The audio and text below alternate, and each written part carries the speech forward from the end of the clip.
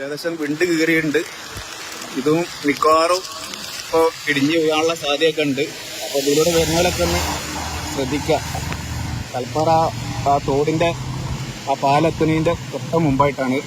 കോഴിക്കോട് ഭാഗത്തുനിന്ന് വരുമ്പോൾ കോട്ടക ഭാഗത്തേക്ക് പോകുമ്പോഴുള്ള ആ വഴിയാണ്.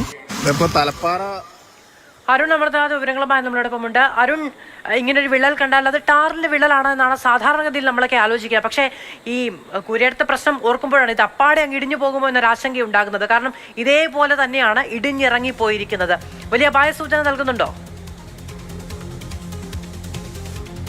മാധു, വലിയൊരു ദുരന്തത്തിന് വഴിവെച്ചേക്കാവുന്ന രീതിയിലായിരുന്നു ഈ കൂരിയാട് അപകടം. ഇപ്പോഴും അതിൻ്റെ നടക്കുന്ന ദൃശ്യങ്ങൾ നമ്മൾ കാണുന്നത്. അതിൻ്റെ നടുക്കം മാറുന്നതിന് മുമ്പ് തന്നെയാണ് തലപ്പാറയിൽ നിന്ന് ഈ വിള്ളൽ നമ്മൾ കാണുന്നത്. അപ്പോൾ സ്വാഭാവികമായും അത്തരത്തിലുള്ള ആശങ്കയുണ്ടാകും.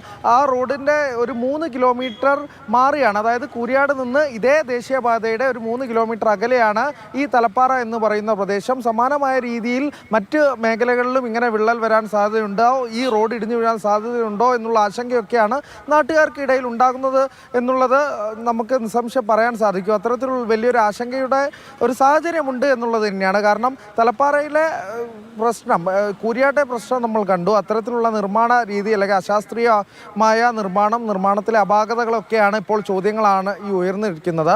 അപ്പോൾ ഇതേ വിയാഡക്റ്റാണ് ഈ ഒരു അപ്രോച്ച് റോഡിന് ഉണ്ടാകുന്നത്. അപ്പോൾ സമാനമായ രീതിയിലേക്ക് മറ്റ് മേഖലകളിലും 25 കിലോമീറ്ററോളമാണ് വളാഞ്ചേരി മുതൽ പൊന്നാനി വരെയുള്ള ബൈപ്പാസ് പോകുന്നത്. അവിടെയും ഇത്തരത്തിൽ 50 മീറ്ററോളം ഉയരത്തിൽ ഇന്റർലോക്കിന്റെ കട്ടകളുടെ മാത്രം അടിസ്ഥാനത്തിൽ കെട്ടിപ്പൊക്കിയ അപ്രോച്ച് റോഡുകളാണ്. അപ്പോൾ അത്തരത്തിലുള്ള ആശങ്ക അവശേഷിക്കുകയാണ്. അതിനിടെയാണ് കൂരിയാടിന് പിന്നാലെ തലപ്പാറയിലും ഇത്തരത്തിൽ റോഡിൽ വിള്ളലുകൾ കാണുന്നത്. മാധു.